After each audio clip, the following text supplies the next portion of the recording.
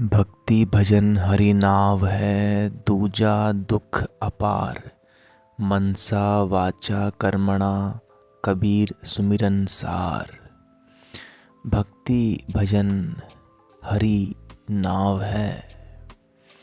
भक्ति और भजन से ही वह सर्वोच्च स्थान, जिसको परम पद भी कहते हैं, जिसको परम शांति भी कहते हैं, जहाँ पर फिर आप ना तो खुश रहते हैं और ना ही उदास रहते हैं। तो ये कैसी स्थिति है जहाँ पर ना खुश है ना उदास है। यहाँ पर आप कह सकते हैं कि परम प्रसन्नता होती है, परम दिव्यता होती है। और वो कैसे संभव है? वह भक्ति और भजन से ही संभव है। ये नाव के समान है, हरि की नाव। हरि माने ईश्वर परमात्मा, उसकी नाव है भजन और भक्ति। दूजा दुख अपार, बाकी तो इसके सिवा सब कुछ दुख है। सारा का सब कुछ दुख ही है। दूजा माने कि इसके सिवा। जब हम भक्ति और भजन नहीं करते हैं, इसके अलावा जीवन में और भी कुछ करते हैं, तो वो सब दुख ही तो होता है। अब कोई बोलेगा फिर कि हमारी जो रोजी रोटी है वो कैसे चलेगी, वो सब कैसे होगा। उसका भी इंतज़ाम साइड से होता रहता है, करते रहते हैं। परंतु रोजी रोटी हम कोई 24 घंटे तो नहीं करते हैं ना।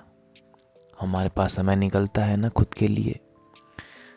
तो उस समय को जब हम लगाते हैं भक्ति भजन में, तो फिर अपने आप ही वो जो खाली समय होता है उसमें हमको परम शांति मिलती है। और वो कैसे है?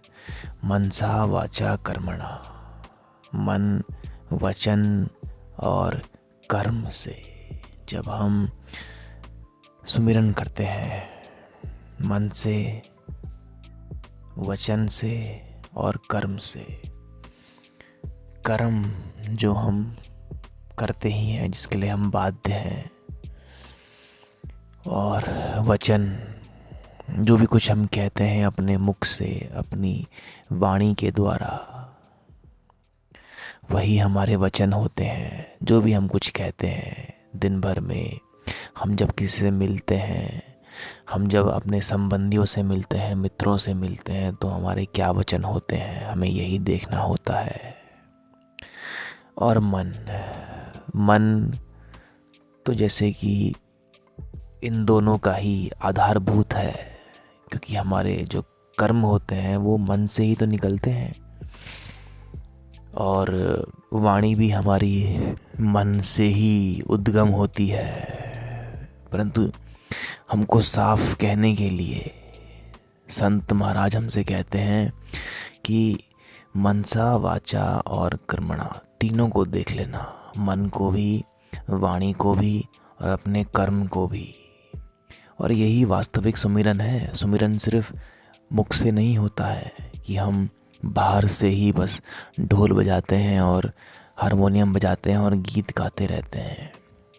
नहीं, फिर आपका वो जो सुमिरन है वो कर्म से भी हो जाएगा। आपके जो कर्म हम करते हैं, फिर हमारे कर्म जो हैं वो भगवत दिशा में होंगे, वो सही दिशा में होंगे, वो परम की प्राप्ति के लिए होंगे। हमारे वचन भी फिर वहीं जाएंगे, और मन तो वहाँ जा ही चुका है। इसीलिए तो फिर हमारे वचन और हमारे कर्म भी उसी गति में होते हैं। और यही है सार, इसके अलावा कुछ सार ही नहीं है।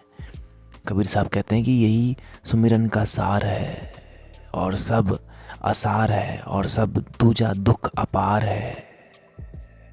यही एकमात्र सार है जिसमें मन, वचन और कर्म तीनों का संयोग है। और बाकी सब तो वियोग है। बाकी सब वियोग है। यही सुमिरन का सार है।